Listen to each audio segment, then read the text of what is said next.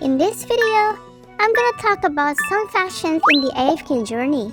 Like we all know, there are 6 factions in the AFK Journey, which is like Bearer, Graveborn, Mauler, Wilder, Celestia, and Hypogene. But in today's video, I'm gonna focus on the Wilders faction. Like what are their strengths and weaknesses, and which hero is the best and the worst from this faction. So let's check it out. So Guardians of the Natural World, or you can call it Wilders, have a symbiotic relationships with the Forest of Esperia. They are deeply connected to the nature's magic, drawing their power from the ancient tree Yggdrasil and the springs of life. The job of the Wilders heroes is to protect natural balance against those who would seek to destroy it. So don't you dare disturb the peace of the Wilders. Now let's talk about their heroes. What are they good at? Okay, maybe we're gonna start with Arden. So Arden is an A-level character from the mage class. He's a wise mage who can summon lightning to attack enemies under control effects. His skills focus on the application and exploitation of crowd control from himself or allies. And he works well with allies that can provide a consistent source of it to help him do damage. The plus point for Arden is that he can consistently deal head damage in crowd control. So if you have a team that is stuck with heroes that provide great crowd control, Arden will deal a massive amount of damage. But the downside of Arden is he really depends on a team that has crowd control. Otherwise, he cannot optimize his ultimate. And also, you really need to invest in him in order to make him shine in the late game. The next hero is Damian. He's an intelligent support hero who uses all sorts of inventions and gizmos to heal allies and disrupt enemy attacks. The plus point for Damian is that he can avoid direct combat by letting his toy chariot take the damage for him. He can also provide healing to his allies by casting emergency support. He can provide a stun and deal AoE damage. So all in all, Damian is a pretty great support. But the downside of Damian is that he really depends on his toy chariot, and if it gets destroyed, he will lose most of his ability. The healing ability that he has is only triggered when the chariot exists. So when the chariot got destroyed, Damian won't be capable of healing the allies. The next hero is Granny Dahnie. She's a tanky support hero with potent crowd control and surprising amounts of self-sustain. She excels at absorbing damage, locking down enemies, and disrupting their energy flow. She benefits from teams that can protect her while she sets up her ultimate and gets value from her other skills. The plus point of her is her ultimate completely incapacitates enemies in an area, while also damaging and draining energy. She has a potent self-healing abilities and a significant self-buff with her exclusive skill. She also can reduce enemy haste, and her taunt will disrupt enemy formation.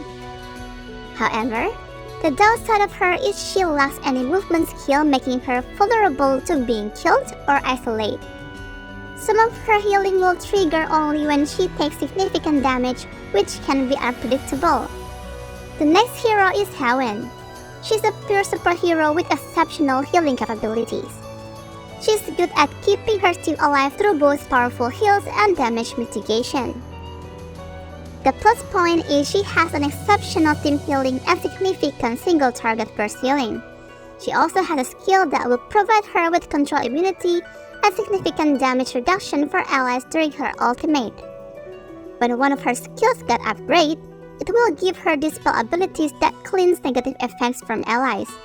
She also has some offensive utility that provides attack buffs to herself and later haste buff to allies. However, her downside is, although she has a burst healing, but it comes with a cooldown, and her team-wide heal is tied to her ultimate's availability. She's also very dependent on her ult, and her damage output is quite low.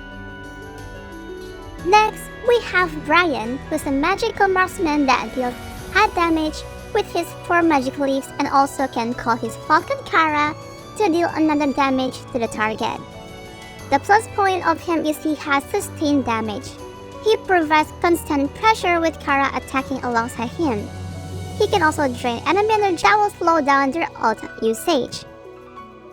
His exclusive skill gives him a chance to survive burst damage or control effects, and Bryon will get additional haste when paired up with Elona, so it will be a good idea to pair them up. But the downside of him is he's very dependent on his energy, and he's really squishy because he has no significant defensive tools outside of his exclusive skill. Most of his skills is also a single target focus, so it cannot deal more damage to other enemies. He's also very reliant on his ultimate. Then we have Parisa, who's an AoE damage dealer with a focus on applying floral marks to enemies, which then will amplify her ultimate power. She's good in battles where enemies are grouped together or have limited ability to cleanse themselves. The plus point of her is she can deal massive AoE damage and also activate area debuff, and also she can buff herself and other allies. But the downside of her is she's very dependent on her marks, and her AoE damage and debuffs are tied to her ultimate's cooldown. The next hero is Kafra, who is a high impact hero with exceptional target control and disruption abilities. He requires skillful timing and support from his team to protect him during his dives. The plus point of him is he can consistently pull enemies into favorable positions with Gale Thrust and Relentless Sword, which disrupts enemies' formations and setups. He can also jump away from a threat towards a healer, interrupting them and gaining some breathing room with Exiling Strike. The downside of Kafra is he's very squishy, so he's really dependent on healing abilities from allies.